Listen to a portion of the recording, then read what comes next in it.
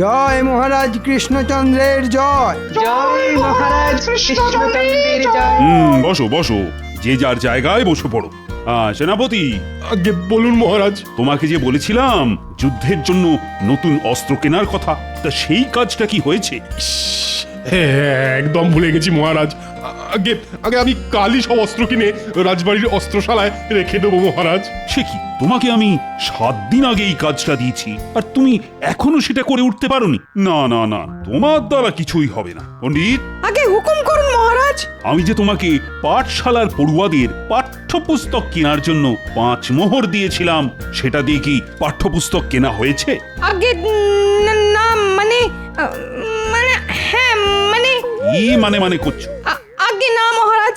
বাহ বাহ, তোমরা তো সব এক একটা রত্ন, কাউকে দিয়েই দেখছি কোনো কাজই হবে না। তা রাজবৈদ্য, আগে তোমাকে যে বলেছিলাম 7 দিনের মধ্যে প্রজাদের জন্য বিনামূল্যের স্বাস্থ্য চিকিৎসা কেন্দ্র খোলার কথা, তা সেটা কি খুলেছে? না মহারাজ, তবে 7 দিনের মধ্যে খুলে ফেলবো। কিন্তু আমি তোমাকে কাজটা 7 দিন আগেই দিয়েছিলাম রাজবৈদ্য, হিসেব মতন আজই তার শেষ দিন। মাথা চুলকে আর কি হবে শুনি, তোমরা কেউ একটা কাজ করো না। মন্ত্রী, এই রে, এবার আমার পালা। হয়ে গেছে মহারাজ, সব কাজ হয়ে গেছে। হ্যাঁ সে কি, কিন্তু আমি তো তোমাকে কোনো কাজই দিইনি। হ্যাঁ, ও ও ও হ্যাঁ হ্যাঁ হ্যাঁ হ্যাঁ, তাই তো তাই তো। চুপ! কিন্তু এবার দেব। মন্ত্রী, তুমি আগামী মাস থেকে আমার রাজসভার সব সদস্যদের বেতন কেটে অর্ধেক করে দেবে। কেউ একটা কাজ করে না, খালি বসে বসে বেতন নিয়ে যায়। আজ থেকে এসব একেবারে বন্ধ। না না মহারাজ, এমন করবেন না। পায়ে পড়ি মহারাজ, ক্ষমা করে দিন। আমাদের ক্ষমা করে দিন। হ্যাঁ আচ্ছা মহারাজ, তাই হবে। কিন্তু আবার কিসের কিন্তু? গোপালের কি হবে মহারাজ? গোপাল তো অর্ধেক দিন রাজসভাতেই আসে না। ওর বেতন অর্ধেকের বদলে কি পুরোটাই কেটে নেব? হ্যাঁ হ্যাঁ, তাই কর। না না না না না, সর্বনাশ, এমন করবেন না মহারাজ। না খেতে পেয়ে মরে যাব, তার উপর বাড়িতে গিন্নি আছে। অয়, বেতন কাটার কথা উঠতে না উঠতেই গোপাল এসে হাজির। কিন্তু হলোটা কি মহারাজ? কি হয়েছে তুমি কি জানো না গোপাল? তুমি তো সেরা ফাঁকিবাজ, কিন্তু এবার তোমার সঙ্গে সঙ্গে রাজসভার বাকি সদস্যরাও ফাঁকি মারতে শুরু করেছে। তাই মহারাজ ঠিক করেছেন সবার বেতন কেটে অর্ধেক করে দেবেন, আর তোমার পুরো বেতনটাই কাটা যাবে। আমাদের ক্ষমা করে দিন। হ্যাঁ মহারাজ, আমাদের ক্ষমা করে দিন। আমাদের একটা শেষ সুযোগ অন্তত দিন মহারাজ, নিজেদের প্রমাণ করার জন্যে। হ্যাঁ মহারাজ, কথা দিচ্ছি, এবার আপনি যা বলবেন আমরা তাই শুনবো। আমরা আপনার আদেশ অক্ষরে অক্ষরে পালন করব। দয়া করে বেতন কাটবেন না মহারাজ, না খেতে পেয়ে মরবো। এদের একটা শেষ সুযোগ দিতেই হবে দেখছি। আচ্ছা বেশ, দিলাম তোমাদের শেষ সুযোগ। আমি তোমাদের একটা কাজ দেব, সময় মতন কাজটা করতে পারলে আমি তোমাদের বেতন ছুঁয়েও দেখো না, উল্টে তোমরা উপরি পুরস্কার পাবে। কি কাজ মহারাজ? আমি এই রাজ্যের সবচেয়ে চালাক মানুষকে একবার চোখের দেখা দেখতে চাই, আর তোমাদের কাজ হলো আগামীকালের মধ্যে কৃষ্ণনগর রাজ্যের সবচেয়ে চালাক মানুষকে খুঁজে বার করে তাকে আমার সামনে ধরে নিয়ে আসা। আর কালকের মধ্যে ধরে নিয়ে আসতে না পারলে তোমাদের বেতনের অর্ধেক ঘ্যাচাং ফু, তাই তো মহারাজ? ঠিক বলেছ মন্ত্রী, তবে তুমিও কিন্তু ছাড় পাবে না। নয়, হ্যাঁ, তোমাকেও এই একই কাজ করতে হবে মন্ত্রী, না হলে যে তোমার অর্ধেক বেতনও ঘ্যাচাং ফু হয়ে যাবে। বেশ হয়েছে, এবার বোঝো ঠেলা। আজকের মতো রাজসভা এখানেই শেষ। যাও, এবার তোমরা যে যার মতন বাড়ি যাও। এবার কি হবে? কালকের মধ্যে মহারাজের আদেশ পালন করতে না পারলে আমাদের অর্ধেক বেতন একেবারে ঘ্যাচাং ফু হয়ে যাবে। ঠিক বলেছেন সেনাপতি, এখন কি যে করি? কিছু তো একটা করতেই হবে চাঁদু, এত সহজে আমি আমার বেতন কেটে অর্ধেক হতে দেব না। আপনারা সবাই বাড়ি যান, বাড়ি গিয়ে ঠান্ডা জলে স্নান সেরে পেট ভরে ভাত খেয়ে একটু বিছানায় গড়িয়ে চিন্তা ভাবনা করুন, দেখবেন একটা না একটা পথ ঠিক বেরিয়ে আসবে। এমন করলেই মাথায় বুদ্ধি আসবে বুঝি গোপাল? আপনাদের আসবে কিনা সেটা তো আর আমি জানি না, তবে আমার আসে। যাই, এবার বাড়ির দিকে যাই। গাটা কেমন ম্যাজ ম্যাজ করছে। গোপাল দেখছি ভালোই আছে, মাথায় কোনো চিন্তা নেই, একেবারে ফুরফুরে মেজাজে ঘুরে বেড়াচ্ছে। সেটাই তো দেখছি। এদিকে এদিকে চিন্তায় চিন্তায় আমাদের কপালে যে ভাঁজ পড়ে যাচ্ছে। ভাঁজ পড়লে কুঁচকে যায় কপাল, তাই ভাবনা করুন বন্ধু, কারণ আমাদের পথ দেখাবে গোপাল। হ্যাঁ, গোপাল আমাদের পথ দেখাবে? হ্যাঁ হ্যাঁ, দানটা চালে সে ঠিক সময়ে বুঝে। গোপালের থেকে চালাক মানুষ পাবেন না আর খুঁজে। হ্যাঁ, এটা কিন্তু একদম ঠিক কথা। গোপালের থেকে চালাক মানুষ আমি দুটো দেখিনি। বুদ্ধিটা মন্দ নয়, তবে তাই হোক, আমরা কাল সবাই মিলে গোপালকে মহারাজের কাছে ধরে নিয়ে যাব। গোপালের জন্যে যদি আমাদের অর্ধেক বেতন বেঁচে যায় তাহলে তো ভালোই হয়। কিন্তু গোপাল কি যেতে চাইবে আমাদের সঙ্গে?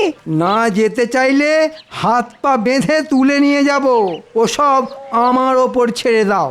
তোমরা শুধু কাল সকাল সকাল গোপালের বাড়ির সামনে চলে এসো, দেরি করো না কিন্তু কেউ। আচ্ছা মন্ত্রী মশাই।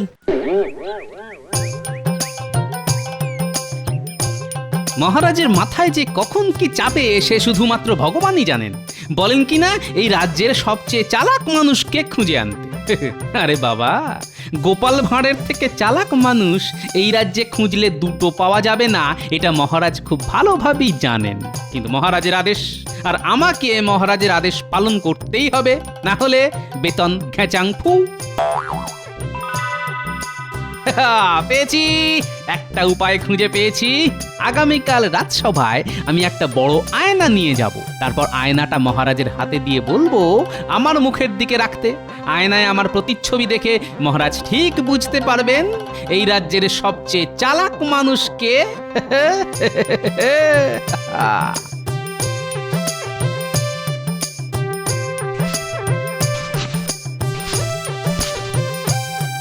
ওই এতক্ষণে আসার সময় হলো তোমার?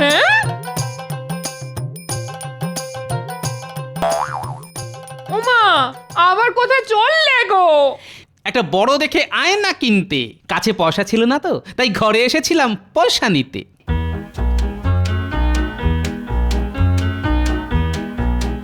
এই মানুষটার মাথায় কখন যে কি ভূত চাপে বোঝা মুশকিল। ভগবান, আমার মানুষটার দিকে একটু তাকাও ভগবান, না হলে আমাকে পাগলা গারদে পাঠাও। উফ!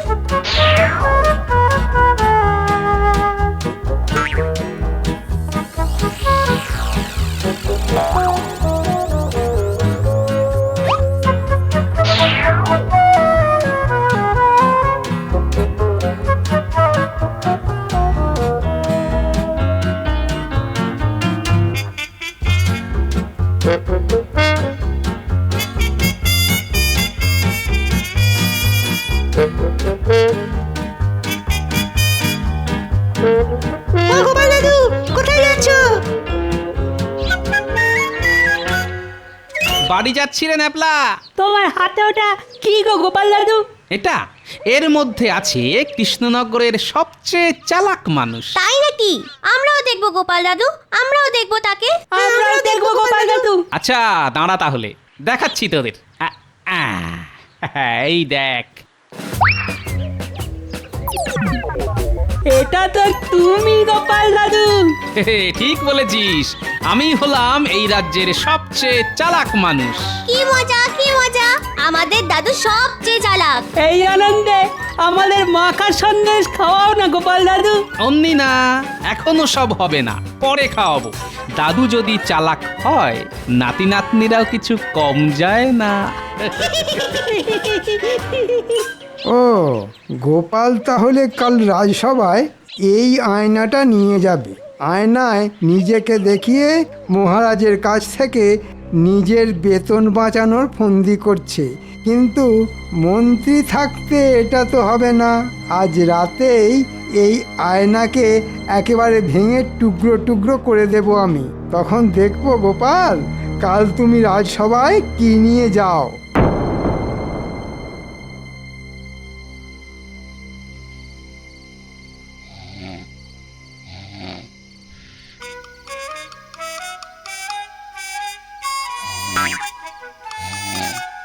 কে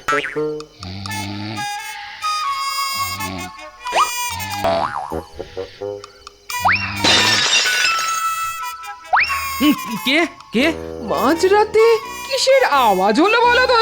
সর্বনাশ! এ কি?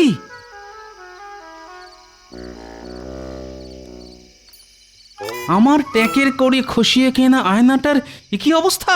হায় হায় হায় হায় হায়! এ কি হলো? ও, এইবারে বুঝেছি। কেউ জানলা দিয়ে হাত বাড়িয়ে আয়না উদ্দেশ্য করে এই পাথরটা ছুঁড়ে মেরেছে। কিন্তু কে? সে যেই হোক না কেন, একবার ধরতে পারলে তাকে আমি আচ্ছা শিক্ষা দেবই বলে দিলাম। হ্যাঁ,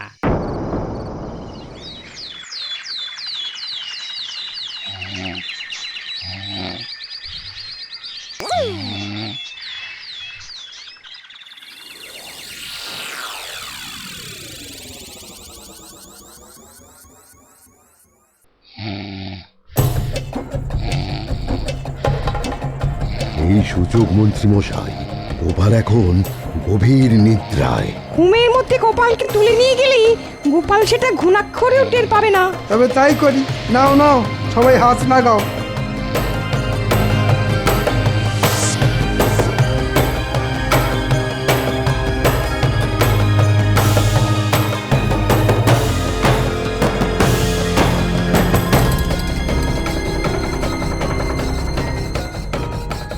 আস্তে আস্তে এইখানে রাখুন।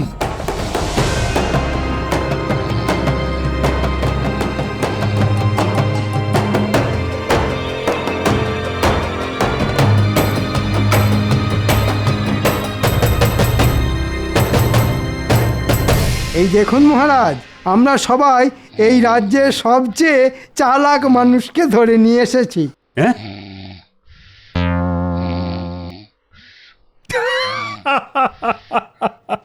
বাহ বাহ বাহ, তোমরা দারুণ কাজ করেছো দেখছি। সত্যি গোপালের থেকে চালাক মানুষ এই রাজ্যে আর দুটি নেই। আমিও আমার কথা রাখবো। তোমরা এই মাসে পুরো বেতনটাই পাবে, আর সঙ্গে পাবে উপহার। বেতন? উপহার? কোথায় কোথায় বেতন? কোথায় উপহার? এই যে গোপাল, বেতন আর উপহারের কথা শুনে ঘুম ভেঙে গেল নাকি তোমার? এ কি, আমি আমি রাজসভায় কখন এলাম? তুমি নিজে আসনি গোপাল, আমরা তোমাকে তুলে নিয়ে এসেছি, বুঝলে? হ্যাঁ, হ্যাঁ নয় গোপাল, হ্যাঁ, তুমি বাদে আমার রাজসভার বাকি সদস্যরা তোমাকে আমার সামনে নিয়ে এসে আমার আদেশ পালন করেছে। এবার তোমার পালা গোপাল। এই রে, এবার কি হবে? গোপাল খালি হাতে এসেছে মহারাজ, এবার গোপালের বেতন কাটা যাবে। মহারাজ, সবাই আমাকে আপনার কাছে ধরে নিয়ে এসেছে কেন জানেন? জানি গোপাল, সবাই মনে করে তুমি হলে এই রাজ্যের সবচেয়ে চালাক মানুষ। আগে তা আপনি ঠিকই বলেছেন মহারাজ। আমার বুদ্ধি এখানে উপস্থিত সবার থেকে বেশি, তাই সবাইকে যে কাজটা করতে দিয়েছেন, আমাকেও সেই কাজটা দিলে আমার বুদ্ধির অসম্মান করা হয় নাকি? তাই তো, তোমাকে এর থেকেও কঠিন কাজ দেওয়া উচিত আমার। তাই দিন মহারাজ, তাতে করে হাতে কিছুটা সময় অন্তত পাওয়া যাবে। ওসবের কি দরকার মহারাজ? আপনি বরং গোপালের এই মাসের পুরো বেতনটাই কেটে নিন। না না না না, তা কি করে হয়? গোপাল হলো এই রাজ্যের সবচেয়ে চালাক মানুষ। গোপাল, আগে বলুন মহারাজ। তোমাকে এই রাজ্যের সবচেয়ে চালাক মানুষ না, সবচেয়ে চালাক পশুকে খুঁজে আনতে হবে, এবং সেটা আমার সামনে প্রমাণও করতে হবে। তোমার হাতে কিন্তু একদিন সময়। এই একদিনের মধ্যে এই রাজ্যের সবচেয়ে চালাক পশু খুঁজে নিয়ে আসতে না পারলে আমি তোমাকে 1 মাসের নয় 2 মাসের বেতন কেটে নেব। সর্বনাশ! এবার গোপাল বাবাজি পালাবে কোথায়? আজকের মতো রাজসভা এখানেই শেষ। যাও গোপাল, তুমিও বাড়ি যাও। কাল রাজসভায় আমি এই রাজ্যের সবচেয়ে চালাক পশুকে দেখতে চাই কিন্তু। গোপাল, এবার তোমার 2 মাসের বেতন ঘ্যাচাংফু হলো বলে। না না না, এত সহজে আমি হার মানব না। আমি হলাম গোপাল ভাঁড়। তোমার নাম গোপাল ভাঁড় হোক আর কপাল ভাঁড়, কালকের মধ্যে এই রাজ্যের সবচেয়ে চালাক পশুকে খুঁজে বার করা মুখের কথা নয়। কি ভেবেছিলে গোপাল? মহারাজের কাছে নিজের বুদ্ধির কথা বলে আমাদের থেকে দ্বিগুণ উপহার হাতিয়ে নেবে? হ্যাঁ, সে ঘুরে বালি। কথায় আছে অতি চালাকের গলায় দড়ি। তোমার হালও সেই রকমই হবে, বুঝেছো? কাজটা ঠিক করলাম না, এই যে পুরো হিতের বিপরীত হয়ে গেল। 1 মাসের বেতন বাঁচাতে গিয়ে এখন 2 মাসের বেতন যেতে বসেছে। এই রাজ্যের সবচেয়ে চালাক পশুকে খুঁজে না পেলে আমাকে যে আগামী 2 মাস না খেয়ে থাকতে হবে। শেয়াল, শেয়াল হলো সবচেয়ে ধূর্ত পশু। পেয়েছি।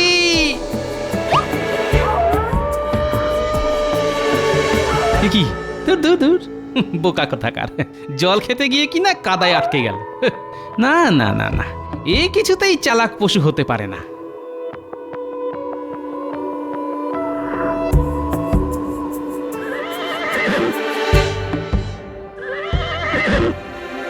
এই দেখ, পাশে একটা বড় গাছের ছায়া থাকতে এই ঘোড়াটা রোদের মধ্যে দাঁড়িয়ে হাঁপাচ্ছে। ধুর, এও চালাক নয়।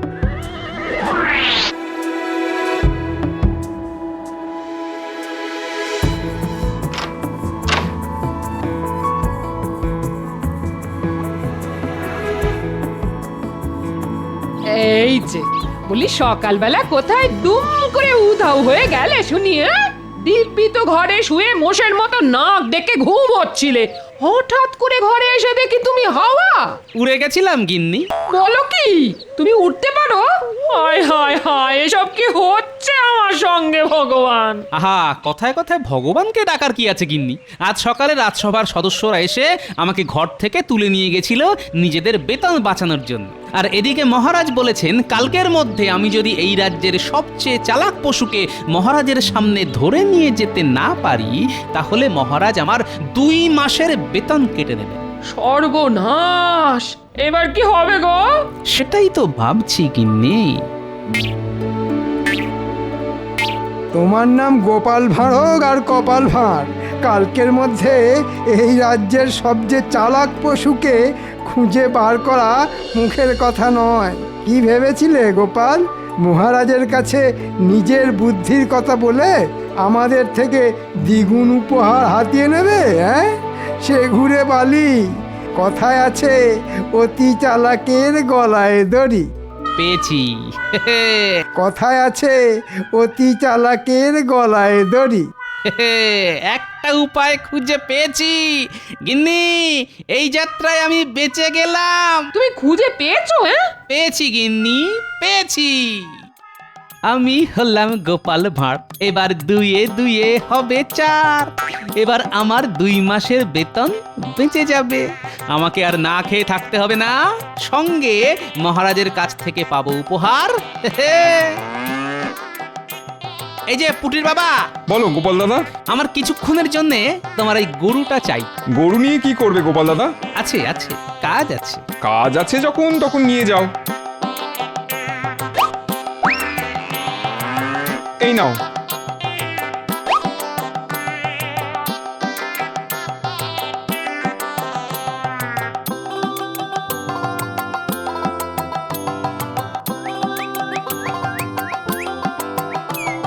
মহারাজ দেখবেন আজও গোপাল ডুব মারবে। আজ গোপাল ডুব মারলে না 2 মাসের বেতন নয়, গোপালকে আমি সারা জীবনের মতন রাজসভা থেকে বহিষ্কার করব। আরে গোপাল! আগে সেটা আর হচ্ছে না মহারাজ, গোপাল এসে গেছে এবং সঙ্গে করে নিয়ে এসেছে এই রাজ্যের সবচেয়ে চালাক পশুকে। হ্যাঁ, গরু? আগে একদম ঠিক মহারাজ। তুমি কি পাগল হয়ে গেলে গোপাল? গরু কি করে সবচেয়ে চালাক প্রাণী হতে পারে? আমার পাঠশালায় কেউ পড়া না পারলে আমি তাকে গরু বলে ডাকি, আর সেই গরু নাকি সবচেয়ে চালাক প্রাণী। আগে একদম ঠিক, এই গরুই হচ্ছে সবচেয়ে চালাক প্রাণী। গোপাল, প্রমাণ দাও। আমার কিন্তু প্রমাণ চাই। আমি তোমার মুখের কথা তো বিশ্বাস করব না। অবশ্যই দেব মহারাজ, প্রমাণ দেব বলেই তো এত দূর ছুটে এসেছি। আগে আপনারা তো সবাই জানেন, কথায় আছে অতি চালাকের গলায় দড়ি।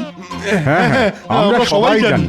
এবার ভালোভাবে চেয়ে দেখুন মহারাজ, কৃষ্ণনগর রাজ্যে যত গরু আছে তাদের সবার গলায় দড়ি আছে। হ্যাঁ নয় মহারাজ, হ্যাঁ। আর কথায় যখন আছে তখন সেই কথা আমি ফেলি কেমন করে মহারাজ? হ্যাঁ, গোপাল কিন্তু ঠিকই বলেছে। হ্যাঁ, গোপাল কথাটা মন্দ বলেনি, সত্যি তো কথায় আছে অতি চালাকের গলায় দড়ি। আর তাই এই রাজ্যের সবচেয়ে চালাক পশু হলো গরু। এবার আমার 2 মাসের বেতনটা বেঁচে গেল, আর আমার উপহারটা মহারাজ। পাবে পাবে, তুমি উপহার পাবে। বাপ রে বাপ, কি বুদ্ধি তোমার গোপাল! আগে আমি নিজের বুদ্ধির পরিচয় না দিলে রাজসভার বাকি সদস্যদের অর্ধেক বেতনও ঘেঁচাং ফু হয়ে যেত, কারণ ওনারা আমাকে সবচেয়ে চালাক মানুষ হিসেবে তুলে নিয়ে এসেছিলেন। যা, এত চেষ্টা করেও আমি গোপালকে আটকাতে পারলাম না। মন্ত্রী মশাই, আমি জানি আপনি ঢিল ছুঁড়ে আমার ঘরে রাখা আয়নাটা ভেঙেছিলেন। হ্যাঁ, তুমি কি করে জানলে? ভুল হয়ে গেছে গোপাল, আর আমি তোমার পিছনে লাগতে যাব না। আন্দাজে বললাম। ও, তার মানে এটাই সত্যি? না মানে, মন্ত্রী, তুমিও দেখছি কম যাও না। ওরে বাবা রে, পালাও পালাও!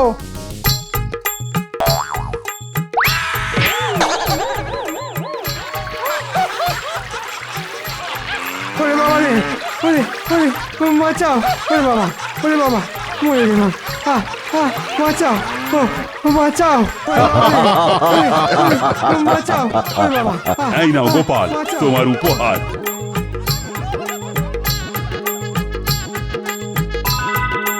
তোমার মতন চালাক মানুষ এই রাজ্যে কেন, গোটা পৃথিবীতেও নেই। ধন্যবাদ মহারাজ।